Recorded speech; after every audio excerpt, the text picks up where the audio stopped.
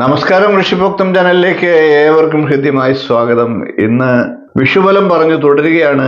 അശ്വതി മുതൽ ആയില്യം വരെയുള്ള 9 നക്ഷത്രക്കാരുടെ സമ്പൂർണ്ണ വിഷുബലത്തെ പറഞ്ഞു കഴിഞ്ഞു. 2024 വിഷു മുതൽ 2025 വിഷു വരെയുള്ള ഫലമാണ് പറയുന്നത്. ഇന്ന് അതിന്റെ തുടർച്ചയായിട്ട് നമുക്ക് മകൻ നക്ഷത്രക്കാരുടെ വിഷുബലമാണ് പറയേണ്ടത്.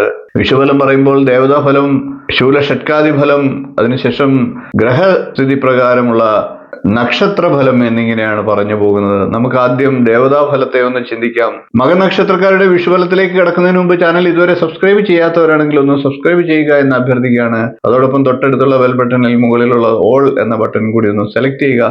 അതുവഴി ഞാൻ തുടർന്ന് നൽകുന്ന വീഡിയോകൾ നിങ്ങൾക്ക് കാണുവാൻ സാധിക്കുന്നതാണ്.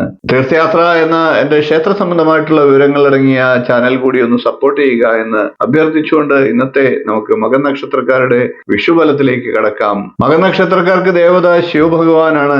അതുകൊണ്ട് തന്നെ വരുന്ന ഒരു വിഷു വർഷക്കാലത്തിൽ മനോദുഃഖം ഉണ്ടാകാനുള്ള സാഹചര്യങ്ങൾ ഉണ്ടായേക്കാം. കൂടാതെ കുടുംബ സുഖത്തിന് ഹാനി ഉണ്ടായേക്കാം. ദേവത ശിവഭഗവാനാണ്. അതുകൊണ്ട് തന്നെ ശിവപ്രീതി വരുത്തുക, ശിവക്ഷേത്രങ്ങളിൽ ദർശനം നടത്തുക, ശിവഭഗവാന് ധാര, പുറകുളക്ക് തുടങ്ങിയ വഴിപാടുകൾ ശക്തിയുക്തം ചെയ്യുക. മകൻ നക്ഷത്രക്കാർക്ക് ആദിഷട്കമാണ്. അതുകൊണ്ട് തന്നെ വരുന്ന ഒരു വിഷു വർഷത്തിൽ സർവാഭിഷ്ട സിദ്ധി ഉണ്ടാകാം. കൂടാതെ സത്കീർത്തിയും നല്ല ഗുണഫലമായിട്ട് പറയേണ്ടിയിരിക്കുന്നു. ഇനി നമുക്ക് മകൻ നക്ഷത്രക്കാരുടെ വരുന്ന ഒരു വിഷു വർഷക്കാലത്തെ സമ്പൂർണ്ണ നക്ഷത്രഫലത്തെ കൂടി പരിശോധിക്കാം. മകൻ നക്ഷത്രക്കാർക്ക് വളരെ നല്ല അനുകൂല ഫലങ്ങളാണ് ഈ ഒരു വിഷു വർഷക്കാലം ഉണ്ടാകുക. ഏർപ്പെടുന്ന കാര്യങ്ങളിലെല്ലാം വിജയം കൈവരിക്കാൻ സാധിക്കുന്നതാണ്. വിദ്യാഭ്യാസപരമായിട്ടും തൊഴിൽപരമായിട്ടും ഒക്കെ മകൻ നക്ഷത്രക്കാർക്ക് നേട്ടങ്ങൾ ഉണ്ടാകുന്നതാണ്. എന്നാൽ വരവിനൊപ്പം ചെലവ് അധികരിക്കാനുള്ള സാഹചര്യങ്ങളുണ്ട്. അത്തരം കാര്യങ്ങളൊക്കെ ഒന്ന് കരുതലെടുക്കുക. സന്താനങ്ങളെ സംബന്ധിച്ചുള്ള ഗുണ അനുഭവങ്ങൾ വർദ്ധിക്കുന്നതാണ്.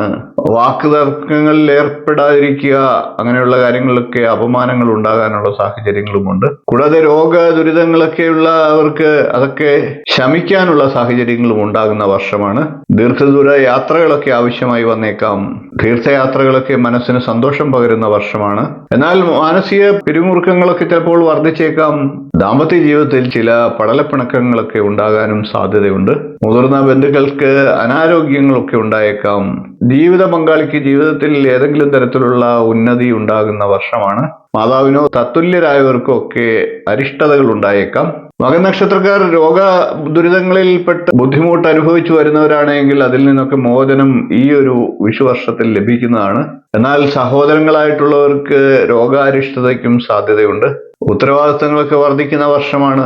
ഊഹക്കച്ചവടത്തിലൊക്കെ ഏർപ്പെടുന്നവർ വളരെ ശ്രദ്ധിച്ചു വേണം. ഊഹക്കച്ചവടത്തിൽ പുതുതായിട്ട് ഏർപ്പെടാൻ ആഗ്രഹിക്കുന്ന മകൻ നക്ഷത്രക്കാർക്ക് അനുകൂല സമയമല്ല. മകൻ നക്ഷത്രക്കാർക്ക് വരുന്ന ഒരു വിഷുവർഷക്കാലത്ത് ബന്ധുക്കളെയൊക്കെ പിരിഞ്ഞിരിക്കേണ്ട സാഹചര്യങ്ങളും വന്നേക്കാം. ഇത്രയും കാര്യങ്ങളാണ് മകൻ നക്ഷത്രക്കാരുടെ സമ്പൂർണ്ണ വിഷുഫലമായി പറയാനുള്ളത്.